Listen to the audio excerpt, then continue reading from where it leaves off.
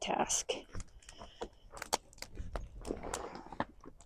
Cooking salmon fillets, citrus lemon, peppers. Citrus lemon. I think that's what they were. They were marinated. Oh. And then rice. You're an amazing cook while we're out. I've been trying to make sure we eat healthy, except for when we eat out. So where are we and where have we come from? What have we been doing? Last we logged in, I guess. We were in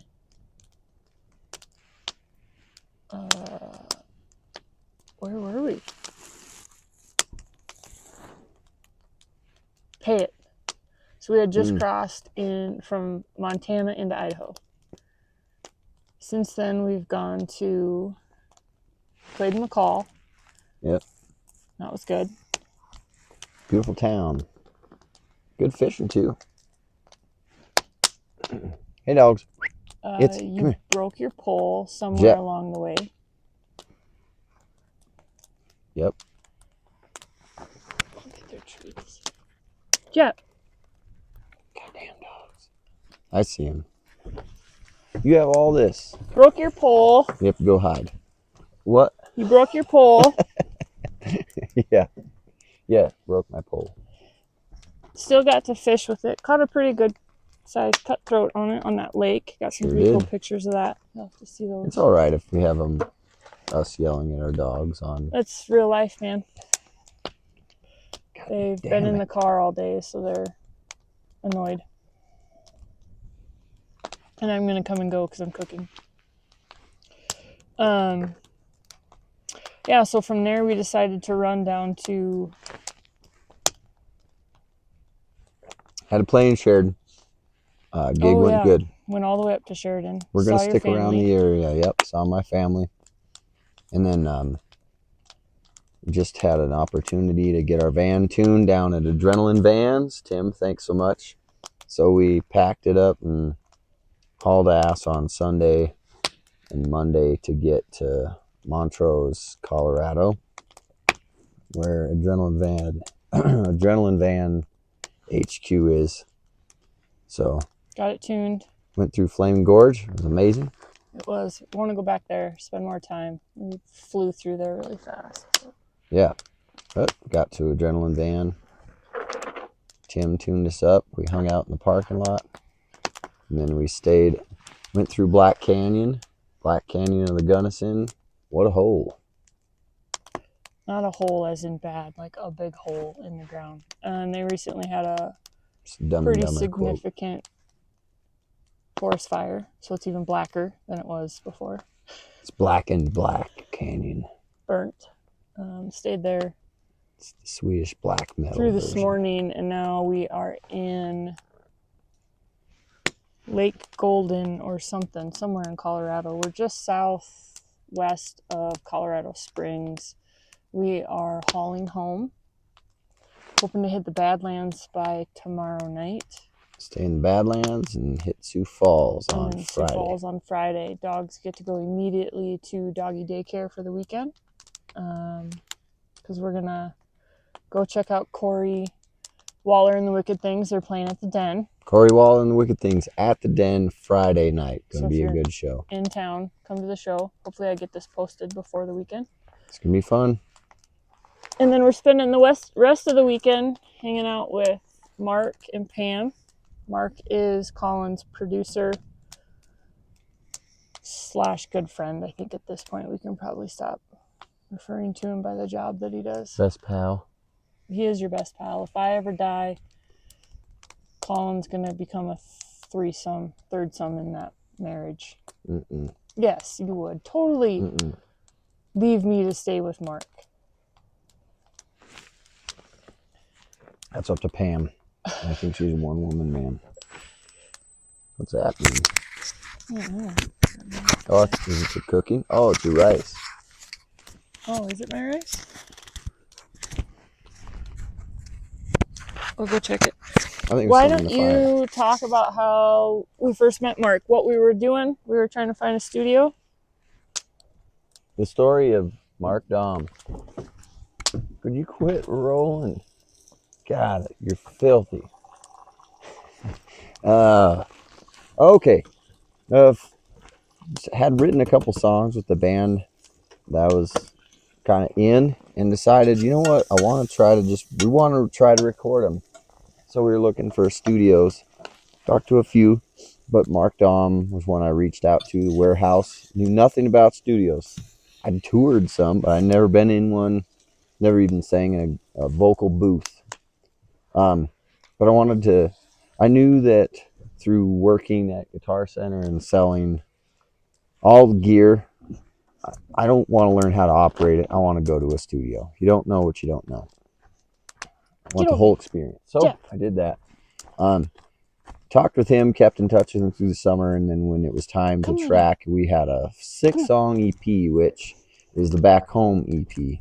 And that literally is the very first official recording I've ever made. I had made other demos before with friends, but nothing this official. So I talked with Mark. We had met with Mark. He didn't cut any corners. He was really blunt and to the point. But when it came time for the week for us to record, he wanted us to load in on a Thursday, and I'll never forget how it all went down. But we talk about it all the time. So Mark, he might watch this, and he knows every bit of this. So Mark is a really direct person, and if you are lucky enough to be in his circle, he doesn't just talk with anybody. So I feel blessed and lucky to have Mark Dahm and Pam and their daughters in our lives. But we got there. Well, no, I sent him a text. I said, hey, just checking, getting ready for the studio this week. You did mention you wanted to load in on Thursday. That was it. And then I get this message back that was red hot. He says, if that's how this is going to go, then we can just forget it right now. And I screenshot it, sent it to Ashley, and I said, I got two minds on this. Either I need to match his speed and just go straight back at him, or I guess I can be like, I don't know. But that's pretty weird. I don't know how this is going to go with this guy. And what'd you say? I had said, whatever you have to do, you fix it. That we went through a few different studios. We really liked that one. We wanted to record there. We wanted to work with him. And then it turned out you responded to him or something and just kind of played dumb. And then he sent a screenshot of his phone, and something must have happened. It sent your message like 6 or 7 times in a row to him. And like so he was working and said like his phone just kept dinging with the same message over and over again. And so then you sent, I think, a screenshot of your like, phone. What the hell's this guy's problem? This guy's crazy. You sent a screenshot of your side of it, and it was just one time. So I don't know, some sort of technical difficulty, and thank God Mark was willing to be understanding, because he easily could have said. So we showed up to load in the next part. Yeah. So then the next part he had blown me up already once, and I was like, "This guy's touchy." So we get there to load in, and when I had talked to him, you were going to be a 3-piece. It was a 3-piece. We were a trio, but we had added a steel guitar player. But our thought was, well, we'll get the drums and guitars and bass, and we'll have the steel player afterward or whatever. So we get there, I start loading the stuff in. Mark walks out of the studio. Hey, good to see you. And he's like, Dave Wood, which Dave Wood, if he watches this, is one of my favorite people. He's the most nice, friendly person ever. Come here, and guys. Dave's like, at the time, he was like 68 years old. Dave's standing there, and Mark's just walks out, and he's just like, who's that? And I go, oh, that's Dave. He's the steel player. And he looks at me, and he just goes, you didn't tell me you were a 4-piece. And then he just turned around and walked away. And I had warned the band guys that Mark was touchy. And they all just look at me, and I'm looking at them, and I'm like, holy shit, I wonder how this is going to go. So we load in. But the thing is Mark really likes to be prepared, and he was prepared to live track a trio. And I had not told him that we had a steel player, even though we weren't going to track steel that day. Dave just wanted to come, be there, hang out. So Mark was just flustered because he was thinking he was going to have to set up for a whole nother instrument and worry about isolation and mic bleed and all that good stuff. At any rate, it trained me really good to make sure when you go to a studio, if you are ever going to, you need to be really prepared. You need to let them know exactly what you're doing. So he blew us up. We get in there. Ashley had arranged all this. Ashley comes out. I wasn't there in the beginning. I let you guys load in, and then I showed up just to make sure. And he talks to you, and he goes, everything good? Your husband is not a very good communicator. And I laughed, and I was like, oh, that's not surprising at all. What did he tell you? And then I went out, and of course, then I think I chewed you a little bit about. She's like, get your ass in gear. Get it right. And I'm going, you got to communicate how many instruments you're bringing. I thought you would have told him we added Dave. Yeah. And anyway. But it didn't matter because Dave wasn't going to play. It does matter. I'm on Mark's side with this. Stretched him out a little bit.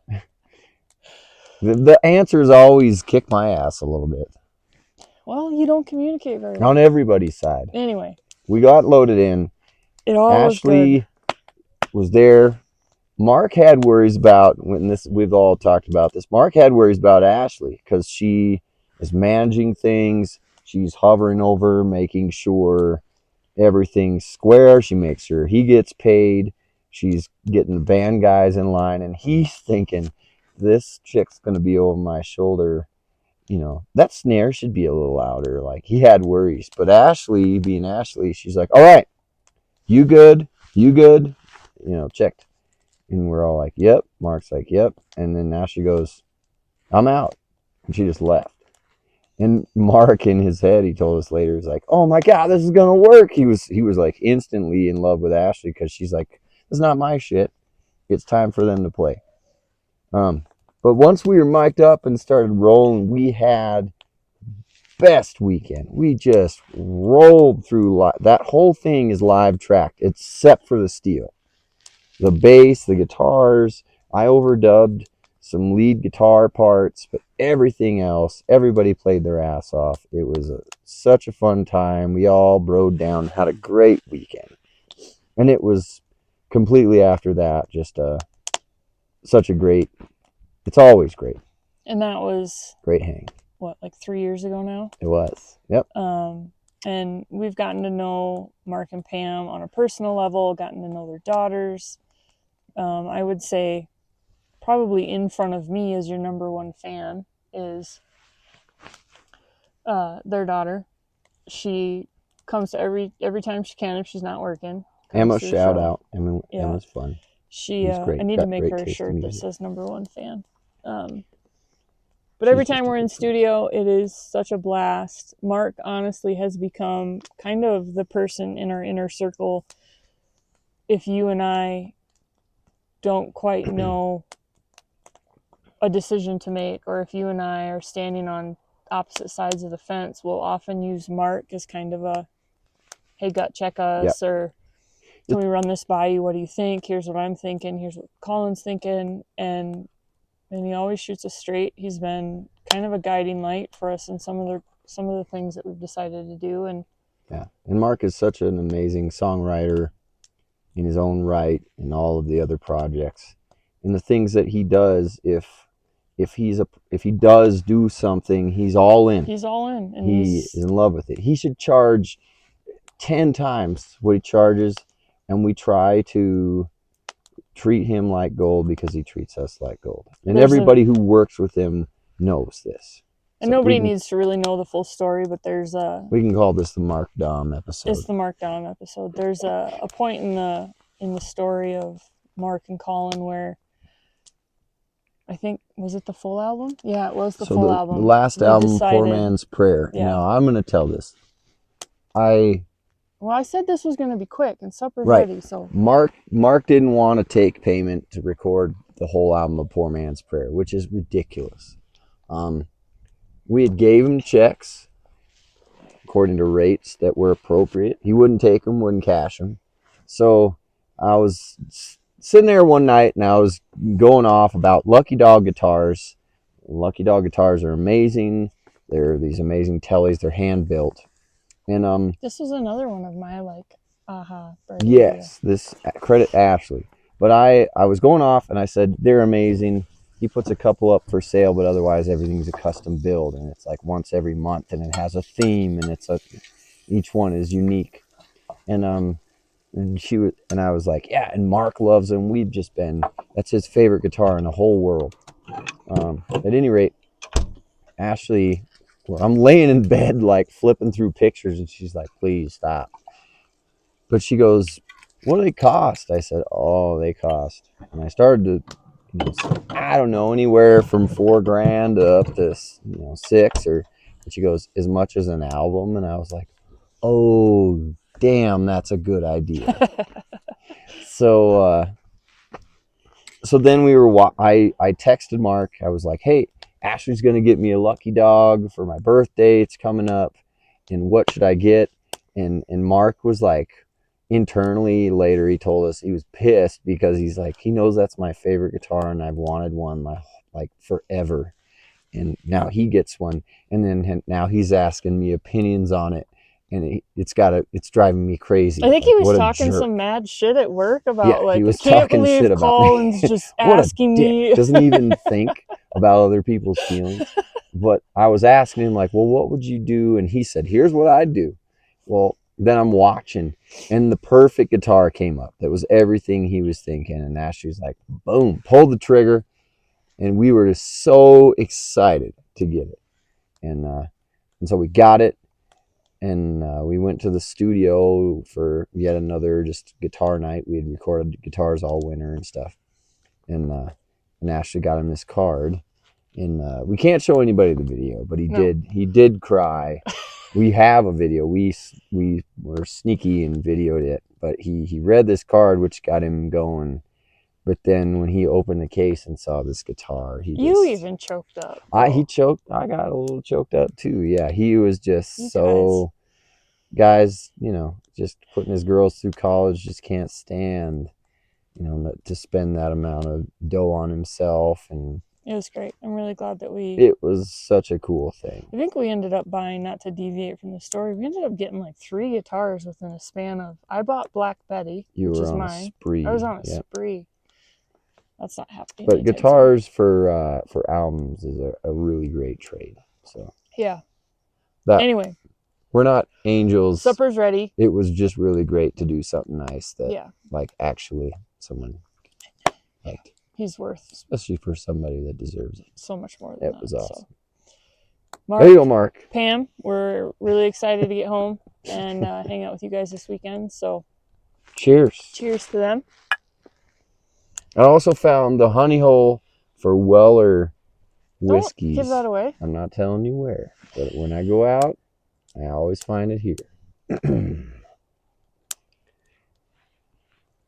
That's it. Yeah, I just need some ending credit stuff. Damn it, Jep. Quit eating whatever that is.